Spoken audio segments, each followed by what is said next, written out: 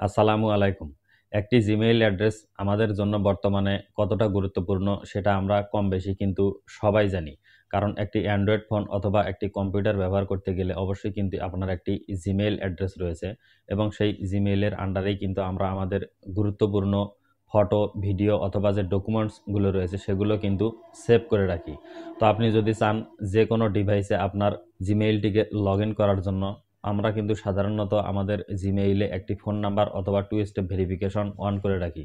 তো অন্য ডিভাইসে যখনই আমরা আমাদের জিমেইল অ্যাড্রেসটিকে লগ ইন করতে চাই, সেই ফোন নাম্বার অথবা টু স্টেপ ভেরিফিকেশন আমাদের ফোনে যে অন করা থাকে, সেই কোডগুলো অনেক সময় বা আমাদের ফোনের যে কোড বা আমাদের যে ফোন নাম্বারটি দেওয়া থাকে সেই ফোনে কিন্তু অনেক সময় কোড আসে না। যার ফলে কিন্তু আমরা আমাদের জিমেইলটিকে অন্য ডিভাইসে লগ ইন করতে পারি না। এটি কিন্তু আমাদের জন্য খুবই সমস্যা।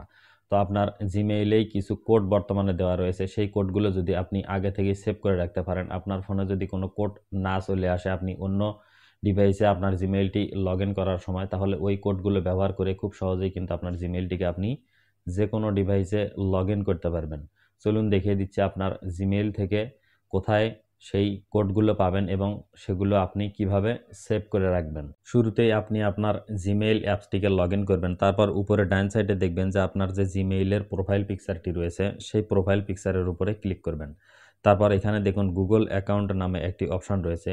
সেই অপশনটির উপরে ক্লিক করবেন। নিচের দিকে আপনার ওই ফোনে যতগুলো জিমেইল অ্যাকাউন্ট লগ ইন করা থাকবে সবগুলোই কিন্তু এখানে নিচে দেখতে পারবেন। তো আমি এই গুগল অ্যাকাউন্টে এই অপশনটির উপরে ক্লিক করলাম।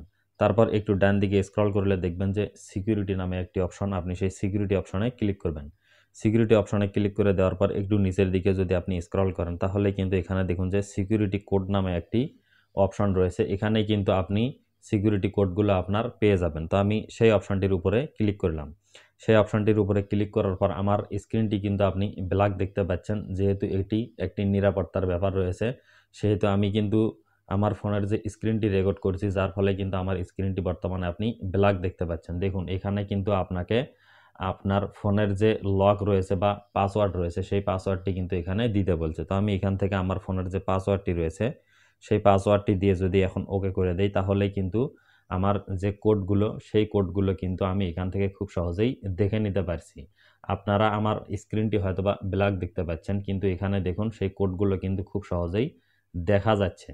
তো এখন আমি এই কোডগুলো একটি খাতায় বা ডায়েরিতে যদি লিখে রাখি, তারপর অন্য কোনো ডিভাইসে আমার জিমেইলটিকে যদি লগ ইন করতে চাই, আমার ফোনে যদি কোনো কোড না আসে, তাহলে কিন্তু আমি এই কোডগুলোকে ব্যবহার করেই আমার জিমেইলটিকে খুব সহজেই লগ ইন করে নিতে পারবো। যার ফলে কিন্তু আমাকে আর কোনো ঝামেলা পোহাতে হবে না। আমার জিমেইলের যে ফটো, ভিডিও বা ডকুমেন্টগুলো থাকে সেগুলো কিন্তু আমি খুব সহজেই পেয়ে যাব। আমাকে কিন্তু আর নতুন করে কোনো জিমেইল অ্যাকাউন্ট খোলার কোনো প্রয়োজন নেই। বন্ধুরা, এই ছিল মূলত আজকের আমার ছোট্ট এই ভিডিও। আশা করি ভিডিওটি দেখে আপনারা খুব সহজে আপনাদের জিমেইলের যে সিকিউরিটি কোডগুলো রয়েছে সেই কোডগুলো বের করতে পারবেন এবং কোনো সুরক্ষিত জায়গায় লিখে রাখতে পারবেন, যাতে অন্য কোনো ডিভাইসে আপনার জিমেইলটিকে লগ ইন করতে কোনো সমস্যা না হয়।